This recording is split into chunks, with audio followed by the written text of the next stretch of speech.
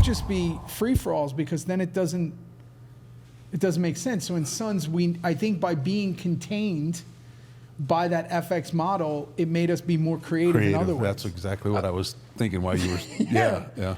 You had to be smart. You had to be smarter than just dropping a 4-letter word. You had to be a little bit more creative with your language. Right. Yep. And in the writing of the scenes and all that. It just has to be more creative. And I think that goes for anything in life. I think that if there's a boundary in some way, you got to figure out a way, and it makes your brain get creative. And leaving some mystery to the scene as well. That's what I think that's really key. I always felt like the stuff that like Alfred Hitchcock did back in the day was more terrifying than all the slasher stuff. 100%. Because the theater of the mind is always worse than the payoff. They give you they give you the machete shot and all of that. But Hitchcock, it was all theater of the mind. Jaws. Jaws. Yeah. You're not seeing the shark, but you're terrified. Yeah. You know what I mean? Again, it's making you do the work. That's what we used to call the parking lot walk in movies, like where you would talk with your friends after and go, what did you think about that? Oh, I think this happened. And I think that there's a mystery to it. And I think that, like you just said, the theater of the mind, it's like we get to kind of make our own assumptions, and that's what creates conversation. If it's all just out there, if it's all gore porn, if it's all just like chopping up, then it becomes numb to it. Yeah. You become numb to the violence. You become numb to all of it. Flippy doos and wrestling. Yeah, exactly. Yeah, it's absolutely the same thing.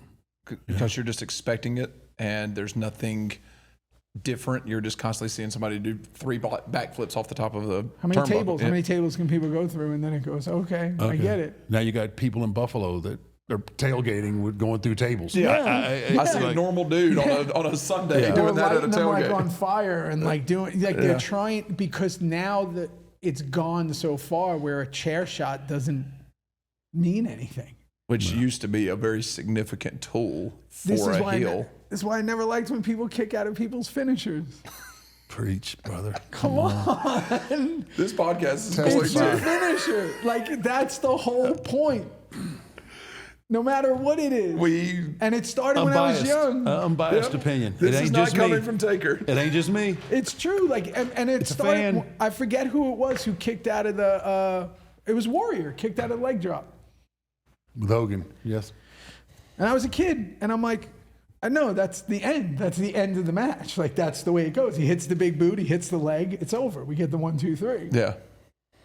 I've gone a couple of months without saying this, but one of the most frustrating things I ever watched was when Hogan kicked out of his tombstone. 100%. And the first time they for the title, and he tombstones him, and he kicks out on one. It's like kick out on not even 2.99. Yeah, kick out. If you're going to kick out, man, I'm telling you, let's cross those arms. Let's kick out on 2, because now you just the or fans do an go interference. crazy. Or do something that makes it that the person was going to be pinned. Because no one else has ever kicked out of that. Put a foot on the rope. Yeah. Do something that doesn't. Give me something that makes it know that he was out cold. Yeah.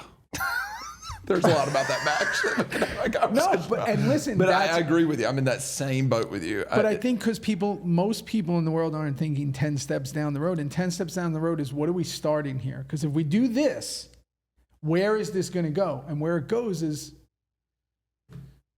dropping 6, I don't RKOs on someone to take this whole them thing out. is like the RKO is supposed to Take you out.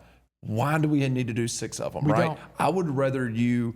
I'd rather see this match to where like Randy is doing everything he can to get to that RKO, and he keeps getting stopped, and he's doing everything he can to get to it. I would rather see that all day long. It also loses its momentum now. Now it's because the greatest thing about something like an RKO or a stunner or a diamond cutter is they come out of nowhere. Yeah. You know what I mean? Or when Scott Hall was going to pull you up in that razor's edge, somehow it'd be awkward. Or if Christian was going to, I used to love Christian's finisher. I forget what it was called, where he would turn you around the back-to-back one. But it's like when you don't, oh my God, it's about to happen. It's about to happen. When he would spin someone and you're taking him on a tombstone, like you're waiting for that moment the whole time. If you do it, you've lost it now.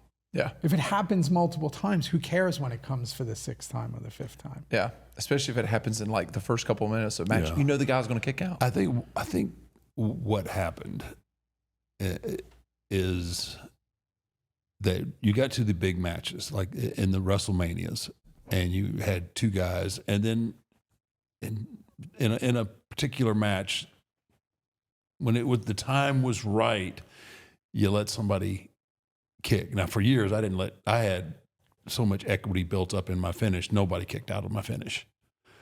And then when I finally let, like maybe Sean, there was a couple. Yeah. But then what happened, I think the people that are, the wrestlers coming up watching were like, oh man, what a pop that gets when you kick out of their finish. And now everybody's finish is bastardized, and now it's commonplace. They do it all the time. But when Sean kicked out, there's 20 years worth of equity built up into that that's what I'm kick out. saying. You know what I'm saying? That's what I'm saying. It's also WrestleMania. Maybe like if we're going to do it, save it for like certain. And that was the deal. Yeah. That was the thing. But they puts in the younger guys' minds like, oh, that gets a hell of a pop. That's the thing. So now nobody's finish means anything. Yeah. It's just like it is. Everything's a high spot. And you talk about protecting that finish so much, and it is frustrating when you see people are kicking out of their finishers.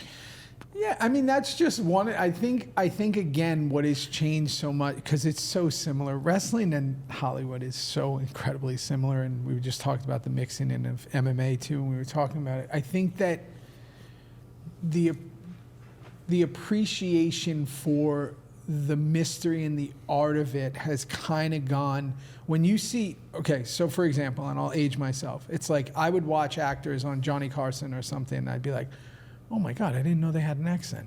Or, oh man, I didn't know they lived there. I didn't know, wow, that's fascinating, right? Because that's the only time I'm seeing them. Yeah. Mm-hmm. So their characters were protected.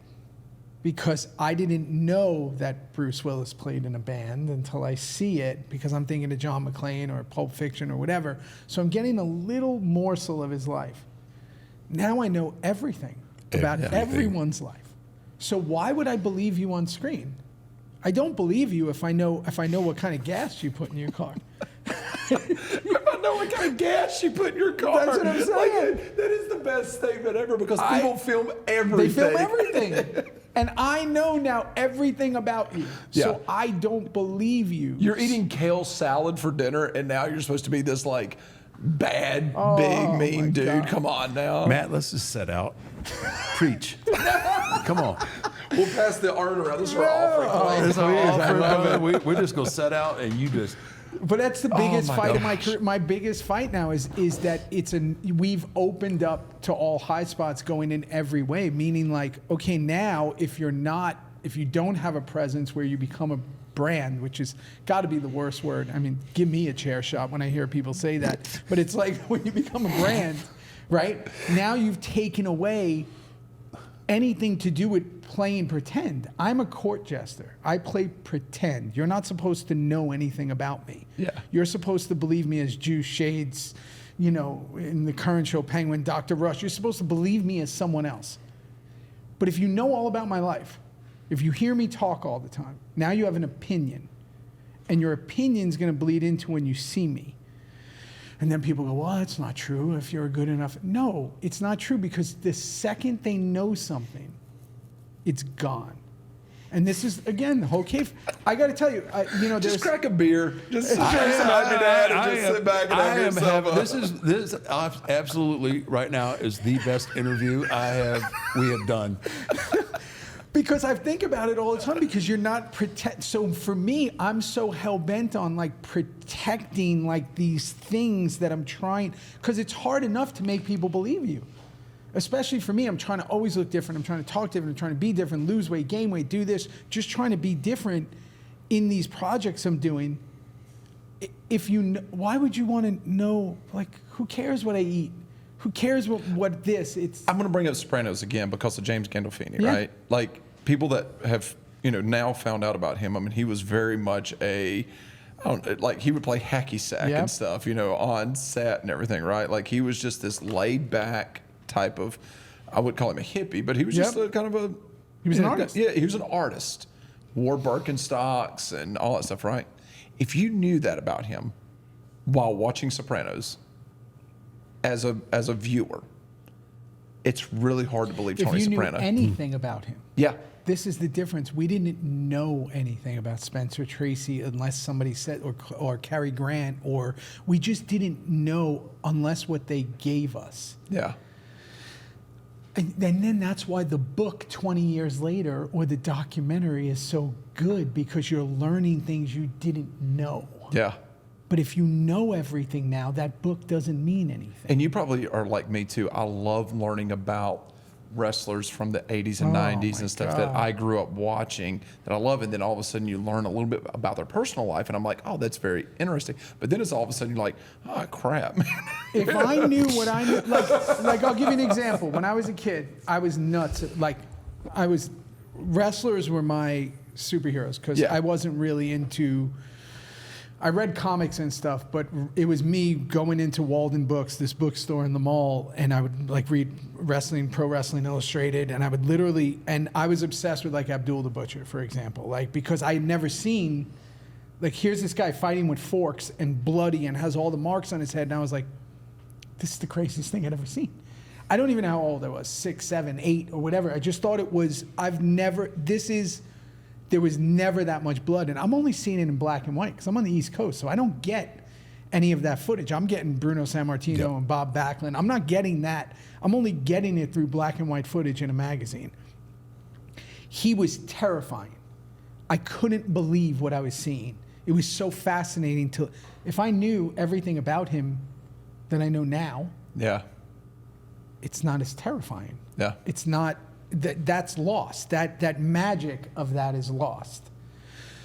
Mil Mascaras was a guy, like if I'm seeing the guy without the mask and I'm knowing that he's a regular guy, these are all guys that I didn't know anything about them until I was later in life. If I saw them on someone's podcast or somebody was shooting on them on a YouTube channel or something, I didn't know about them. I think that's the same for acting. I think it's the same for athletes. You've chosen to be in a profession of entertainment, of court gesturing. So I always say, I don't exist. I, Theo, don't exist as a person. I exist as Theo the dad when I'm around my kids, Theo the husband when I'm with my wife. I'm always someone else. I'm rooted in nothing because I don't exist. I'm in the moment that I'm in. So I have no opinions on anything. It makes people go nuts when they ask me something. I have no opinions on anything because I just go, it doesn't matter. It doesn't matter what I say. I don't care. Because ultimately, my opinion doesn't matter on it anyway because I'm trying to hide out from them anyway. I don't even want to be in the conversation, so don't ask me anyway. You're literally the same exact person. It doesn't matter. Don't ask me because I don't even want to be here. That's so great.